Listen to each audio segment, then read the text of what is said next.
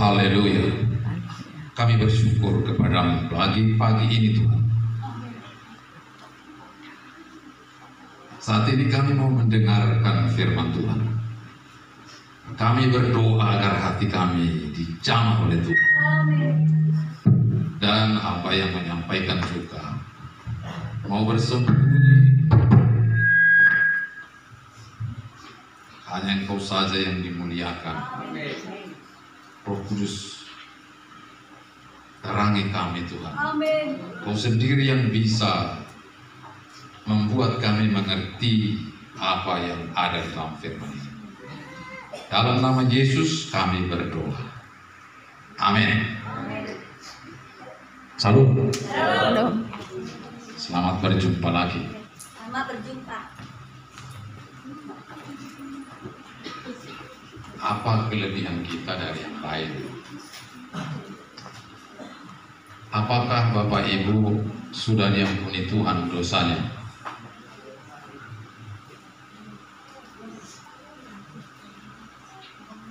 Atau ada yang masih berdosa?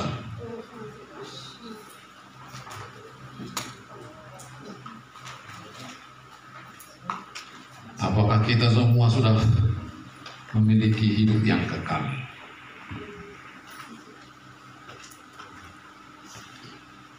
Yesus berkata dalam Yohanes 14 ayat 2 dan 3, Aku pergi ke surga menyediakan tempat bagimu.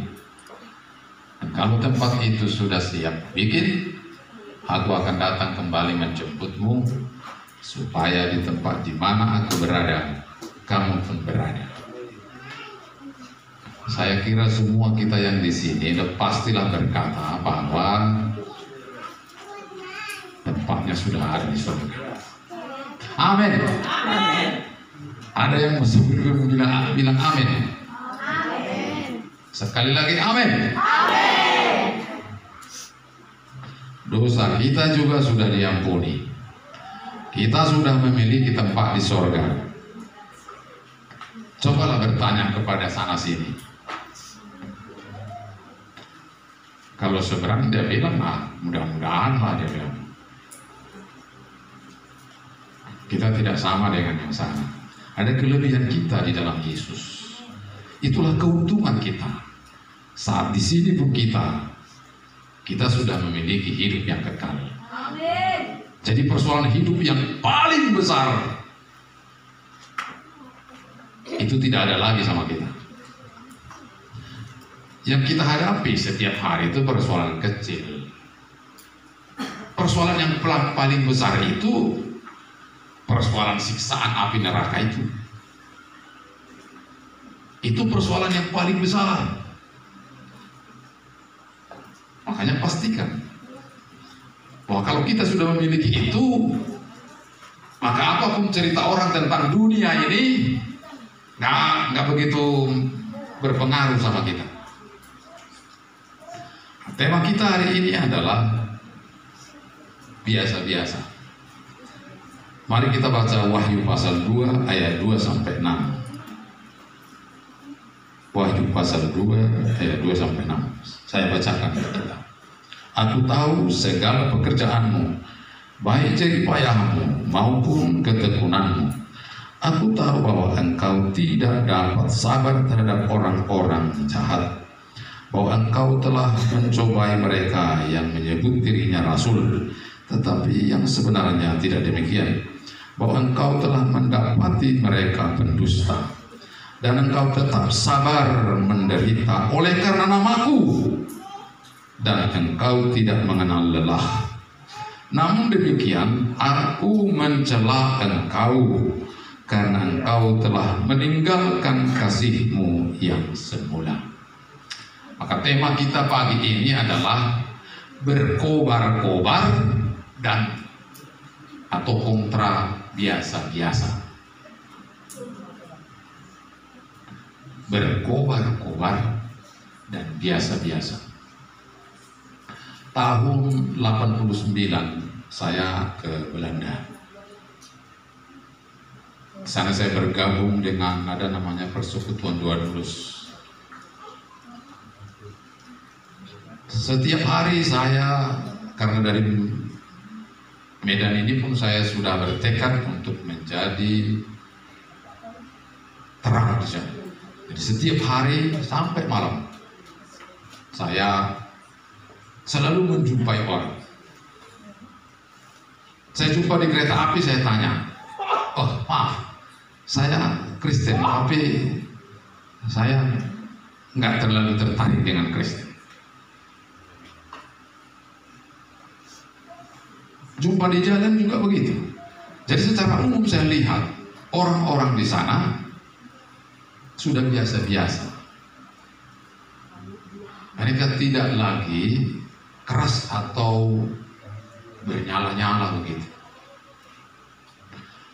Lalu saya bertanya pada seseorang, karena di sana juga ada saya Gideon juga yang membagikan kitab dengan gratis itu. Saya tanya dia, saya berjalan ke sana ke sini, baik di mall, di mana-mana, saya jumpa dengan orang. Mereka cerita bahwa mereka Kristen, tapi biasa, tidak ada lagi sesuatu yang panas. Lalu dia bilang, dulu kami juga berkobar-kobar, tapi begitu kami makmur, rasanya nggak terlalu penting bertuhan, dia bilang. Pasti kelebihan bertuhan, dia bilang.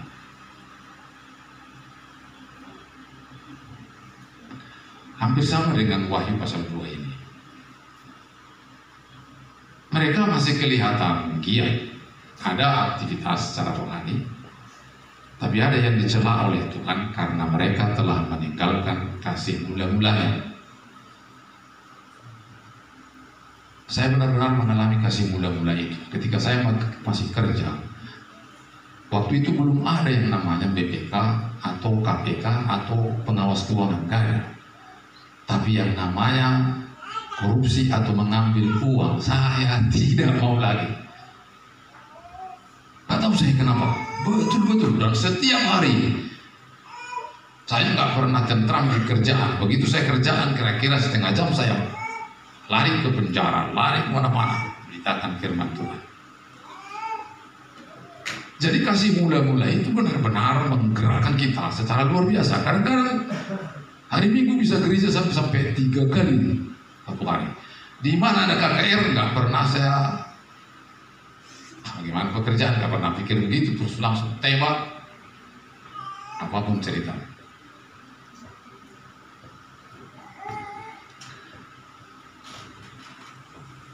Satu yang kita baca lagi, Matius pasal 13 ayat 22.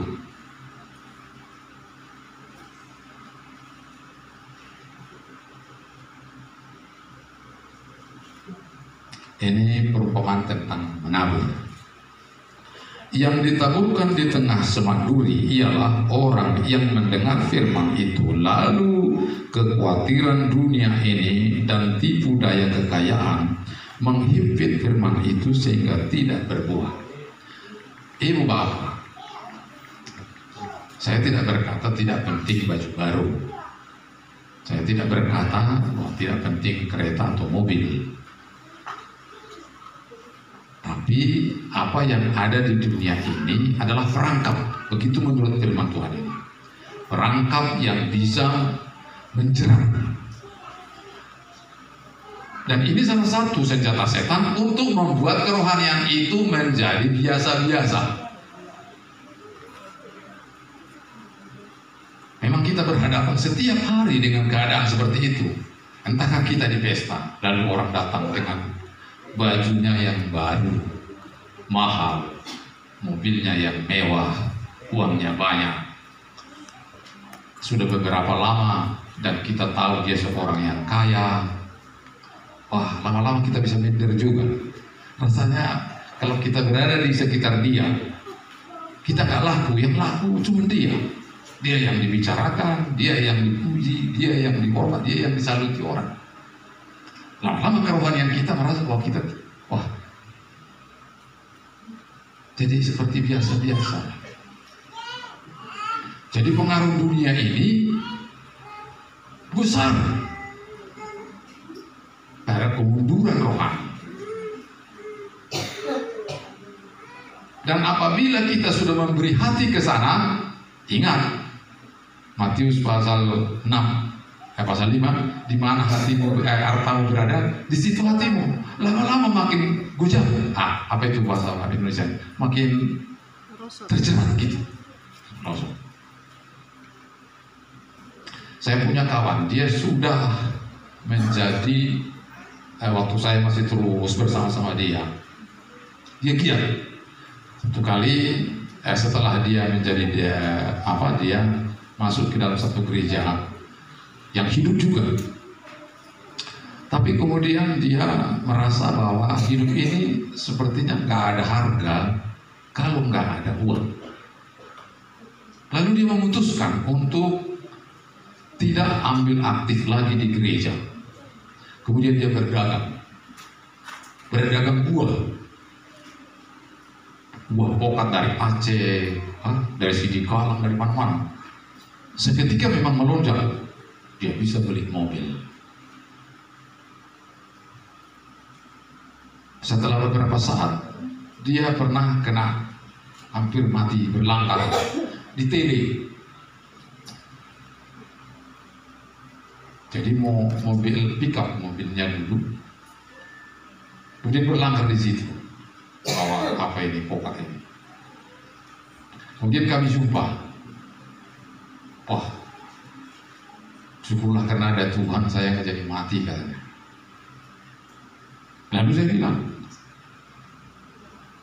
udahlah, ini kurasa kurang, jadi berhentilah atau janganlah itu yang menjadi utama. Baliklah sungguh-sungguh ikut Tuhan. Enggak tulang sampai saya punya rumah, saya punya, baru nanti saya sungguh-sungguh lagi ikut Tuhan, dia bilang. Saudaraku, apa yang terjadi? Setelah berapa lama, ada juga uang, tetapi dia sakit. Kemudian masuk rumah sakit, tak bisa ditolong, lalu dia meninggal. Masih muda, sekitar umur 36 lah. Nggak bisa kita berkata hari ini atau bulan ini atau periode ini saya cari duit dulu, nggak bisa.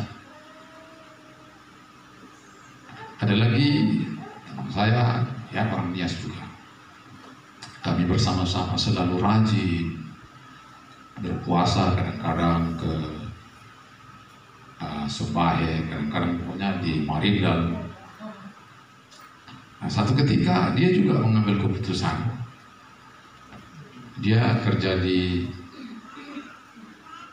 kehakiman. Satu kali dia minta supaya kita berdoa supaya jangan jadi dia pindah ke Papua. Lalu kita berdoa, dan betul tak jadi dia pindah ke Papua. Tapi ia tak puas juga. Saya harus cari duit tenang, katanya. Lalu dia beli pickup. Kemudian dia cari duit, bawa ikan dari Belawan untuk dijual di pasar Sukarami. Satu ketika berlanggar mobil ini dan habis. Itu juga kok jerah. Sampai hari ini, lihat dia nggak bisa lagi balik seperti dulu. Sungguh-sungguh ikut Tuhan. Dia udah anu lah, nggak bisa. Jadi cerita hati kita untuk bisa berhenti dulu sejenak, kemudian nanti besok nggak bisa juga. Rupanya, pokoknya nggak ada istilah berhenti. Itulah keadaan dunia yang bisa mempengaruhi orang. Dan aku kira kalau di Medan ini pun 80% manusia begitu. Apakah Bapak Ibu pernah lihat baju kawan di depan yang baru lalu Ibu pikir, saya sudah hampir 2 bulan ini ya setiap minggu.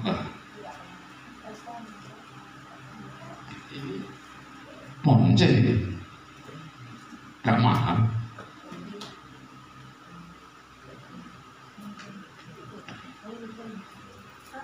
Kalau kita masih bisa tertekan oleh dunia ini, oleh kelebihan orang secara duniawi, hari ini sadarlah. Coba baca dulu Mazmur pasal 49 ayat 20. Mazmur 49 ayat 20. Kalau ada yang dapat boleh dibaca. Mazmur 49 ayat 20 begini firman Tuhan. Manusia yang dengan segala kegemilangannya tidak mempunyai pengertian, boleh disamakan dengan hewan yang dibinasakan. Hewan, lembu. Tadi ada di sini ini ayam, itulah hewan. Manusia yang dengan segala kehebatannya punya ini, jabatan itu tidak punya pengertian, sama dengan hewan yang dibinasakan itu di mata Tuhan. Tidak ada apa-apanya. Jadi kalau kita nggak dibinasakan lagi, kita sudah pasti lebih hebat dari dia, sekalipun dia seperti apa di dunia ini.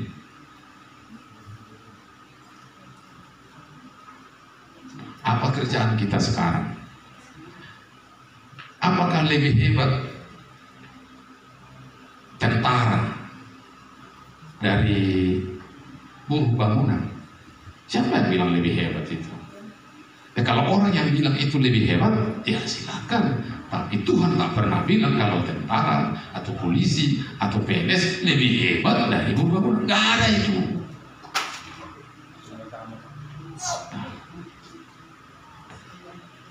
Bahkan orang kaya sering dicela oleh Tuhan. Ada seorang kaya muda yang datang pada Tuhan Yesus. Guru, apa yang harus saya buat supaya aku bisa memiliki surga? Oh, lakukan semua apa yang dibilang Tuhan. Oh, dari kecil sudah kulakukan itu. Oh, kalau begitu tinggal satu lagi. Juallah semua milikmu, berikan kepada orang miskin, dan datang kemari, ikutlah saya. Nggak bisa dia. Nggak bisa. Kalau saya, apa yang dibilang Tuhan bagiku seperti itu, orang nggak ada apa-apa. Tapi dia nggak bisa, malah dia sedih, dia sedih. Dia nggak lihat kalau neraka sedang menganga untuk menyiksa dia. Mestinya dia lebih ngeri melihat ini daripada melihat barang atau hartanya.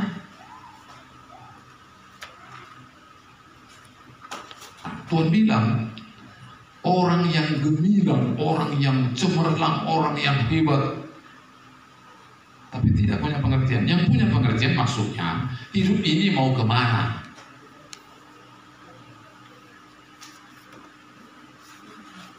Jadi pandangannya tebus bahwa ada neraka, ada surga, gitu. Itu maksudnya punya pengertian. Nah, kita ini kan sudah punya pengertian. Kita nggak ke neraka lagi, nggak disiksa lagi kita. Kita sudah punya hidup yang kekal.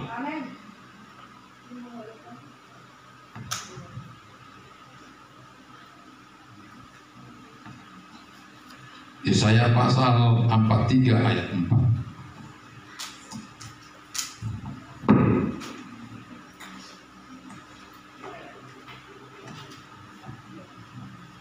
Ada yang sudah dapat? Bisa dibaca. Yesaya 3 ayat 43 ya. Ayat 4 ya. Saya 43 ayat 4. Yesaya 43 ayat 4 begini firman Tuhan.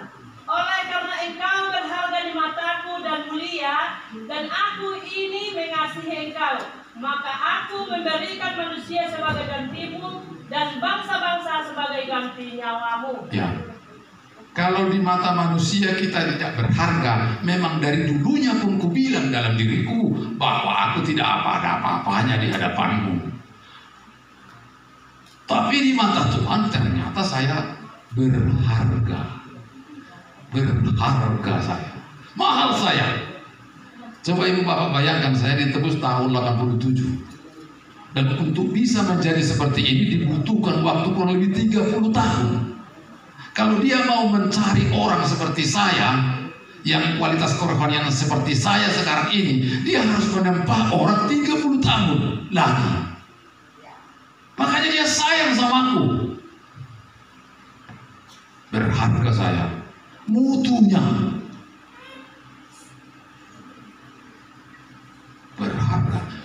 Bapak Ibu berharga di mata Tuhan. Amin.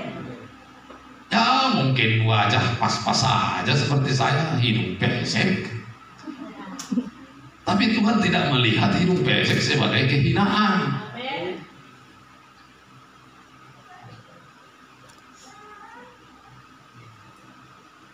Yang penting isinya apa?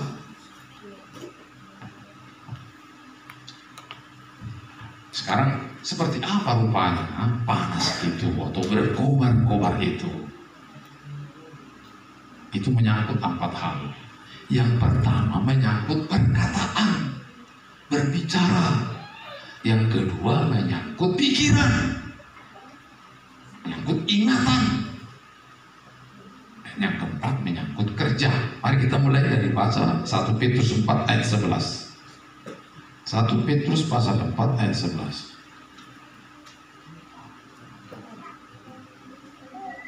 Ada yang bisa baca tas sebelah kiri dulu, tas sebelah kanan kuat. 1 Petrus 4 ayat 11, silakan. 1 Petrus 4 ayat 11 begini firman Tuhan. Jika ada orang yang berbicara, baiklah ia berbicara sebagai orang yang menyampaikan firman Tuhan, ya. Jika ada orang yang berbicara, baiklah ia berbicara sebagai orang yang menyampaikan firman. Gak boleh sembarang bicara. Sekiranya kita di pesta lalu orang berbicara dari mulai awal tentang kehebatan anaknya yang ada satu di Pertamina, ada di PLN dan sudah gajinya sekian, dan kemudian di DPR ada dia sudah punya rumah 5 dan segala macam. Kita tenang dulu mendengar. Kita harus bawa pembicaraan ini untuk masuk ke dalam firman. Harus ada hubungannya dengan keselamatan.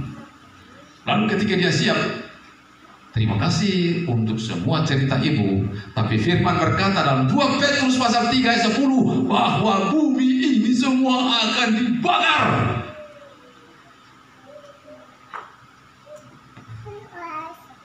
Sehingga ia menjadi wah gitu. Jadi kita tetap di atas. Tapi kalau kita hanya dengar-dengar saja, iya ya, habis kita. Lama-lama kita pulang. Kalau yang mendengar tadi istri misalnya lalu dilihatnya suaminya, tuh kerja nyope, habis suruh mudu sedo, dipengaruhinya kita. Tapi kalau kita tantang dia di situ, kita bawa kepada firman, karena memang itu gak ada terlalu apa-apa. Coba kalau kita pikir misalnya 2 Petrus pasal 3 ayat 10 itu,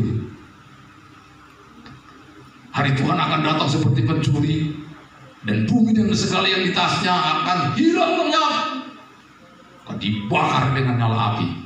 Bayangkanlah semua apa yang megah-megah di sini, mau hotelkah, mobilkah, jabatankah, habis semua.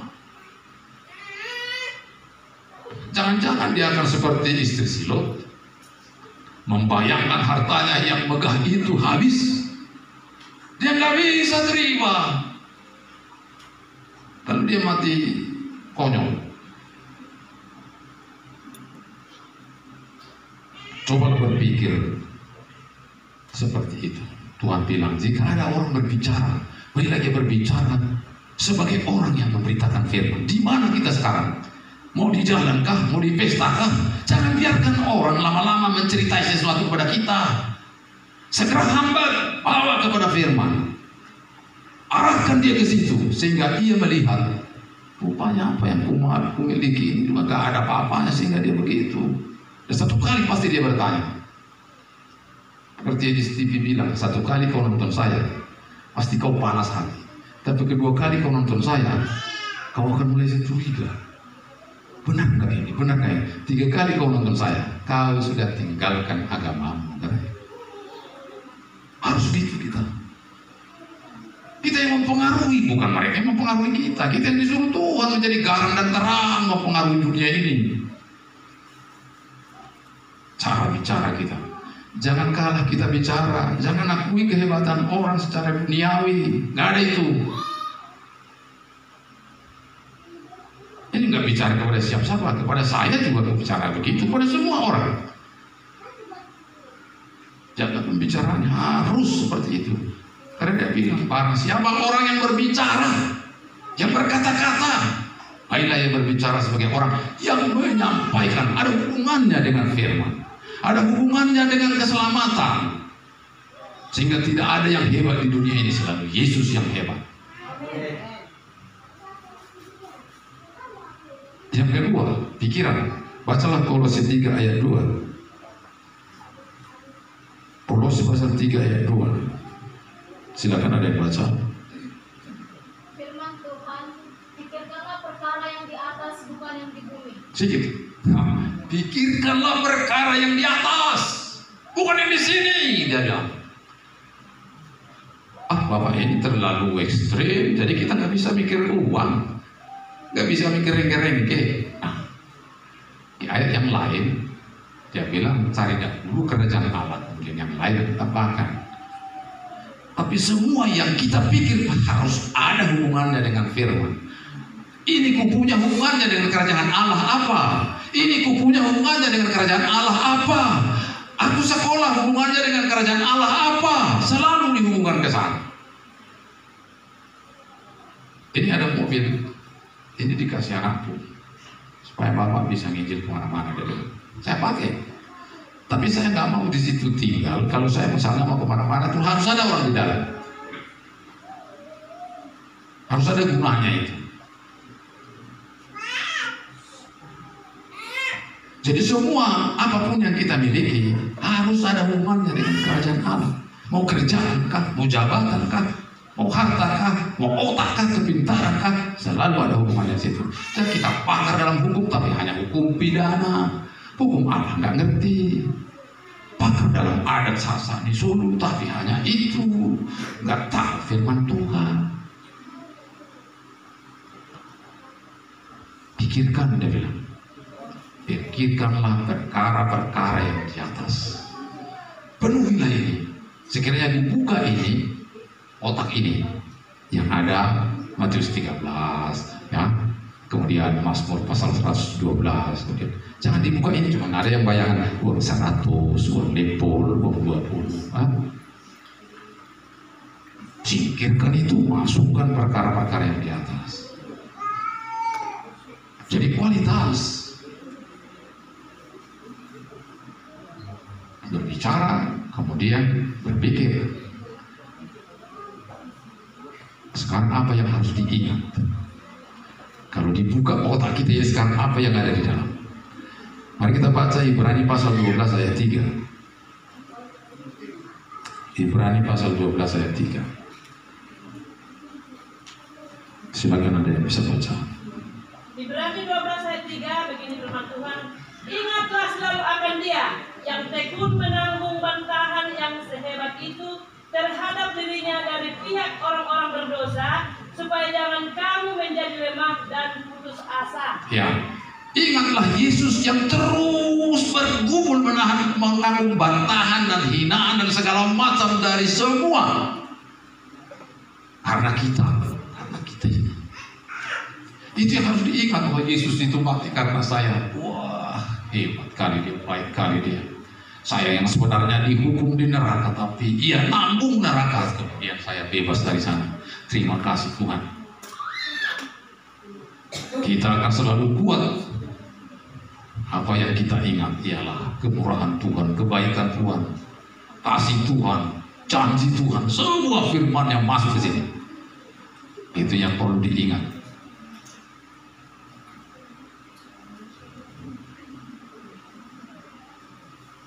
Bicara, pikiran, ingatan, itu yang selalu tiap hari bergumul di sini.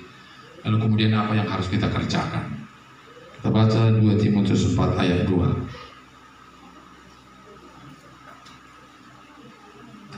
2 Timotius pasal 4 ayat 2. Firman Tuhan, Ya.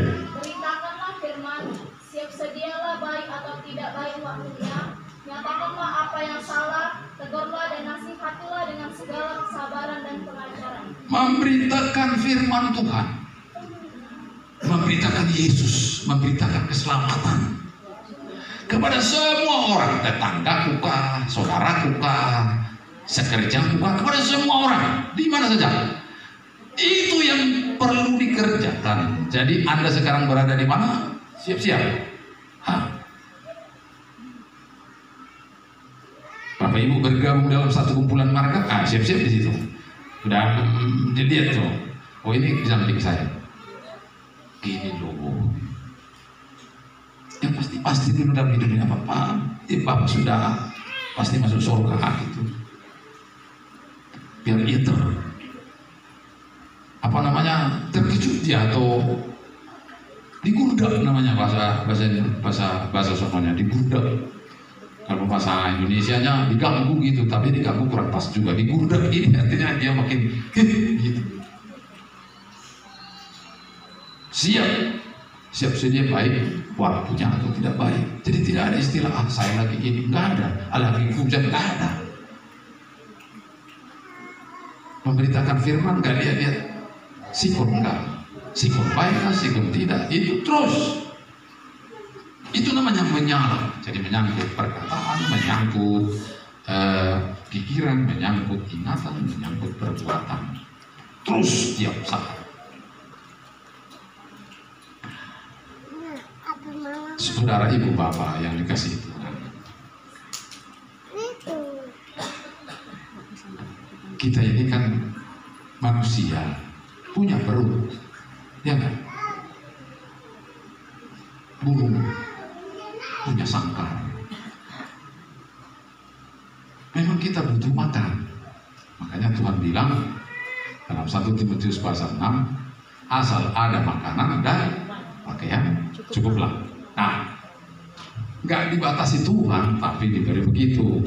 Tapi kalau yang wajar, ada makanan, ada pakaian, ada rumah, itulah kan. Karena kita juga perlu rumah. Tapi jangan ingin sampai punya kebun kelapa sawit 50 hektar itu.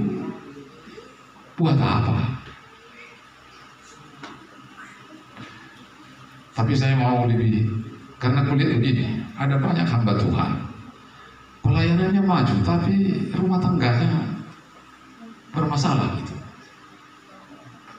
Termasuk menyangkut anak. Mari kita baca dulu firman 1 Timotius 5 ayat 8. 1 Timotius 5 ayat 8.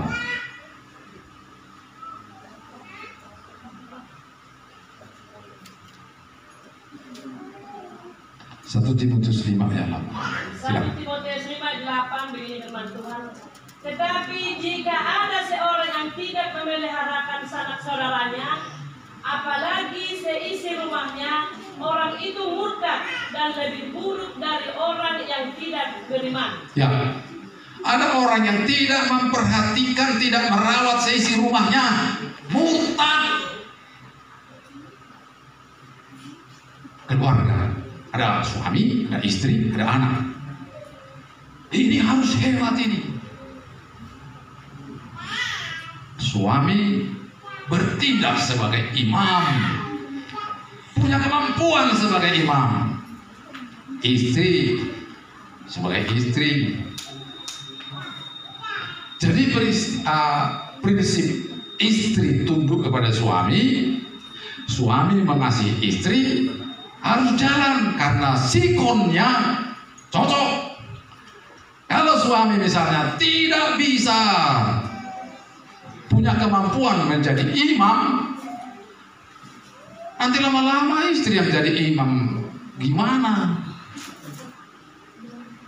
Terbalik.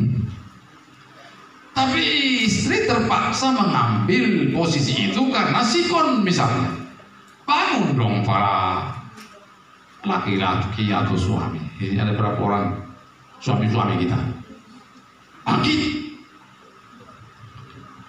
Firman Tuhan berkata dalam kitab Ulangan 6, katakanlah firman kepada anakmu, lagi duduk, lagi berjalan, lagi tidur-tiduran. Kan kita harus punya modal firman Tuhan di sini baru bisa berbicara seperti itu.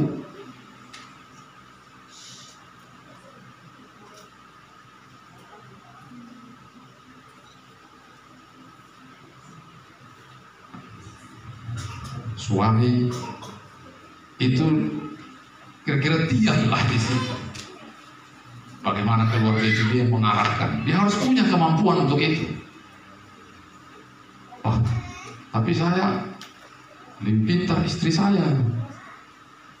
Ya nggak apa-apa, tapi kita bisa pintar juga. Tuhan kan punya kepintaran. Kalau kita bilang Tuhan tolong saya supaya saya hikmat, Dia kan kasih kok. Ingat saja dulu, saya belum kenal Tuhan, bodoh saya dan sial, sering sial.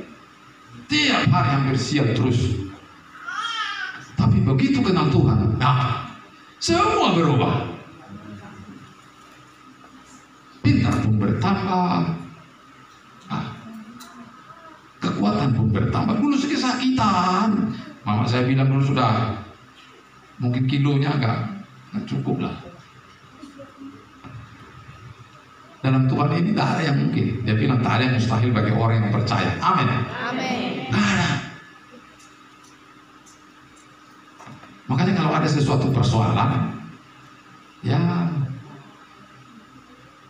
periksa-periksa lah dosa. Tak ada yang bisa membuat persoalan kecuali dosa. Tapi mungkin orang berkata, kan Tuhan juga menguji. Itu lain kali kita bicarakan. Kalau sudah diperiksa dosa masih ada persoalan, itu nanti. Tapi ada orang buta, itu bukan karena dosa. Iya, saya ngerti. Tapi secara umum persoalan timbul karena kita kurang. Kenapa kita bertengkar di rumah sama istri? Mungkin kita menjawab pun pedas. Kita pulang. Dari mana kau katakan?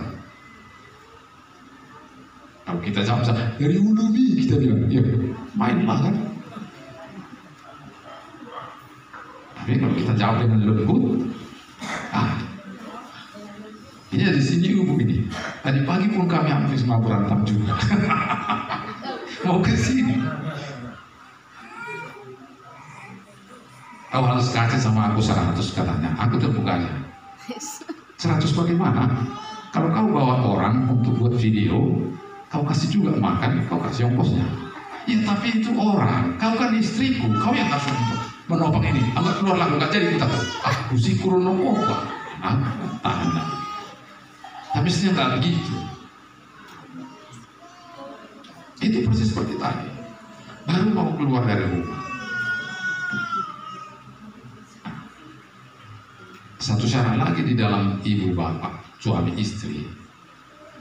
Ya bijak-bijaklah bapak-bapak. Karena dibilang di situ, kemana? Udah siap. Cukup siap. Istri sebagai kaum yang lebih lemah katanya. Jadi suami harus bijak.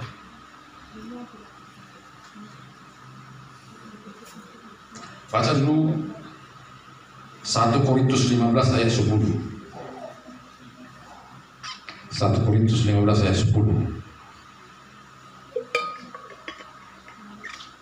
Korintus 15 ayat 10 firman Tuhan, tetapi karena kasih karunia Allah, aku adalah sebagaimana aku ada sekarang, dan kasih karunia yang dianugerahkannya kepadaku tidak sia-sia. Sebaliknya, aku telah bekerja lebih keras daripada mereka semua, tetapi bukannya aku melainkan kasih karunia Allah yang menyertai aku. Aku telah bekerja lebih keras. Bilanglah begitu kepada diri kita. Hai suami-suami, bilanglah kepada dirimu. Aku telah bekerja lebih keras daripada yang lain. Gak ada lagi istilah malam pun sudah jadi siang. Tidur pun sudah dikurangi. Gak ada lagi istirahat. Habis semua disikat. Sehingga ada keahlian. Ibu bapak sebenarnya dapat duit itu nggak payah. Kalau ini berisi ada keahlian. Ahli dalam melasma kan.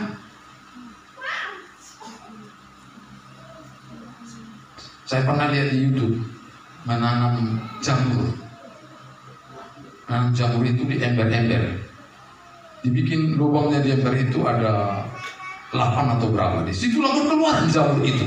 Wih, kalau sampai 10 kita bikin ember begitu, setiap minggu kita bisa bawa jamur ke pasar. Ahli. Ahli apa? Ahli tentang mesin kereta, bukan bengkel. Cuma kunci kok. Saya kira mulai 1 juta udah bisa. Dapat duit. Tapi ahli. Kalau nggak ahli, nggak ada pengetahuan, ya memang. Ahli dalam bangunan. Nih, mau dikerjakan nih. Dapat duit dia. Tapi ahli. Tapi kalau biasa-biasa nggak ada keahlian, ya memang. Apalagi sekarang ini kalau anak-anak mau berlomba, dia harus ada nilai plus dari yang lain. Makanya orang berlomba lagi. Sekiranya kita melamar satu kerjaan, yang mau diterima di kerjaan itu 10 orang, yang melamar 200 orang. Nilai 10 100, tapi yang diambil cuma 20. Harus disaing lagi sampai yang terpintar. Wah, ya maaf, begitu. Sekarang ini persaingan berat. Dan itu bisa kita raih karena kita bersama dengan Tuhan. Ini bisa diubah jadi pintar. Bapak Ibu, saya tidak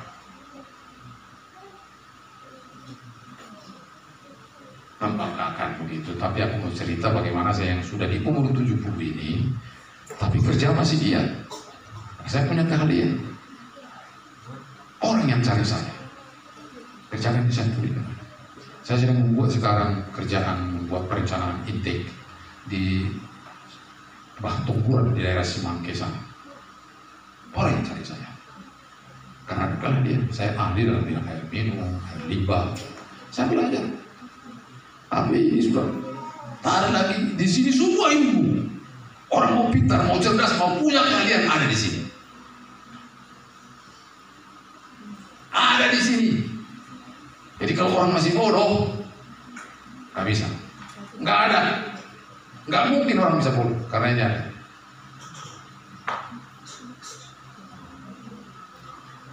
Anakku yang laki-laki dia bengkel di rumah. Asal datang aku udah tidur. Buka ini, semua di sini kau bisa ahli dalam pembengkel kalau kau buka ini. Cuma persoalan mau atau tidak.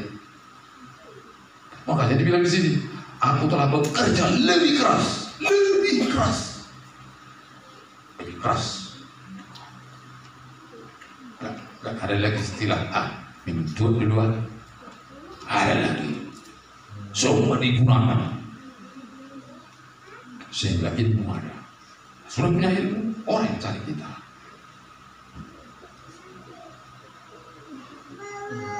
Baca lagi di Mazmur 112 ayat 2. Mazmur 112 ayat 2.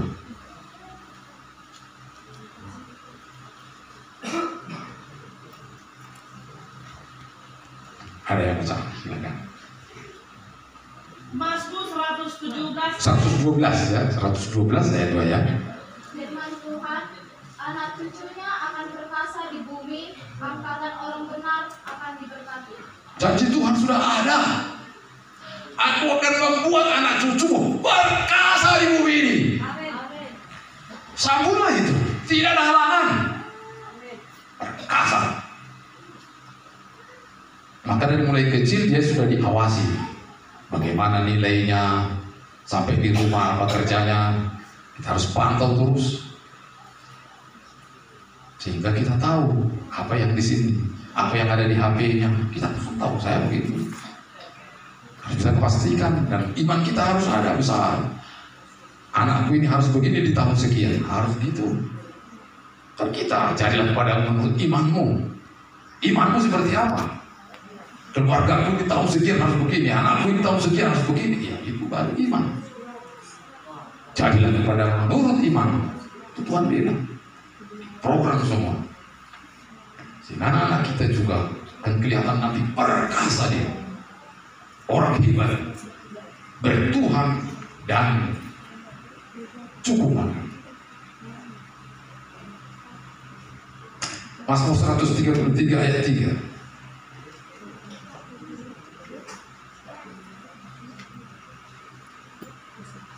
Mazmur 133 ayat 3 ini sudah biasa. Ada yang bisa baca, silakan. Mazmur 133 ayat 3 begini firman Tuhan. Seperti embun gunung Hermon yang turun ke atas gunung-gunung Sion,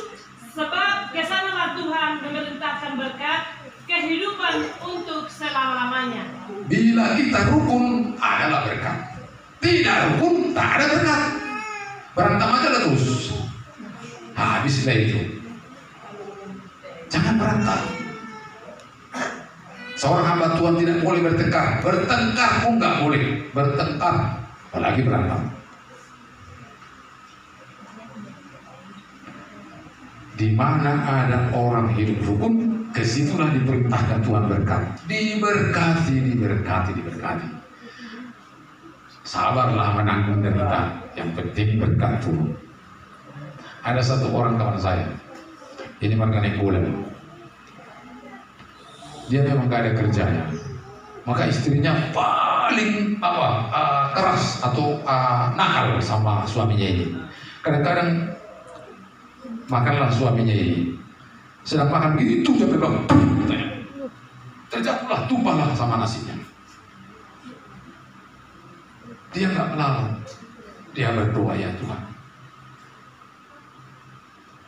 buatlah istriku sabar melihat saya.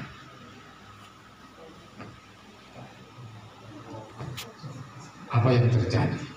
Dan ini fakta saya punya. Satu ketika istrinya itu menangis katanya di kamar, menangis terus, menyesali semua perbuatannya. Dan kawanku ini dipakai oleh Tuhan luar biasa. Dia mendirikan, ada orang mengasihi 2 ruko bertingkat-tingkat, lalu dia buat di situ tempat penyembuhan orang sakit. Itu dari bertahan menanggung derita di tengah keluarga. Dan istrinya pun jadi baik sekali, dijalan oleh Tuhan. Saudara-saudara yang Bapak sekalian, tak ada yang tidak mustahil bagi Tuhan. Dia bisa buat semua orang nakal juga bisa baik. Saya tadi malam merenungkan firman Tuhan. Lalu kemudian kulihat ada tentara dari Amerika pulang ke pertempuran pulang ke Amerika. Lalu dia sembunyi-sembunyi menjumpai anaknya. Kemudian rupanya anaknya ini sudah rindu. Lalu kemudian dia memeluk ayahnya sambil menangis. Saya tersadar, saya belum pernah menangis bersama dengan anakku yang satu ini, pikirku. Saya mulai sadar saya harus bergaul dengan dia. Saya putuskan tadi malam, saya selalu merasa hari ini aku sudah memutuskan bahwa aku harus bisa bergaul dengan dia. Ada saat-saat Tuhan bisa buat kita menjadi berubah. Saya percaya Tuhan itu bisa buat siapapun berubah. Amin. Tuhan itu luar biasa. Jangan seperti Eli. Ini hamba Tuhan yang gagal membina anak. Itu ditulis dalam 1 Samuel pasal 2 ayat 17, 22, 23, 24, 29. Kemudian bahayanya jadi 1 Samuel pasal 4 ayat 17 sampai 18. Anaknya mati. Orang kalau katanya lagi ada orang bawa korban lalu kemudian sedang dimasuk, langsung anaknya ini diambil, pakai tusuk-tusuk lalu dia ambil. Dan Eli hanya bilang, janganlah berbuat begitu anak-anakku, itu enggak baik. Lalu Tuhan melihat Eli ini lebih menghormati anaknya daripada dia, dan Eli pun mati. Gagal.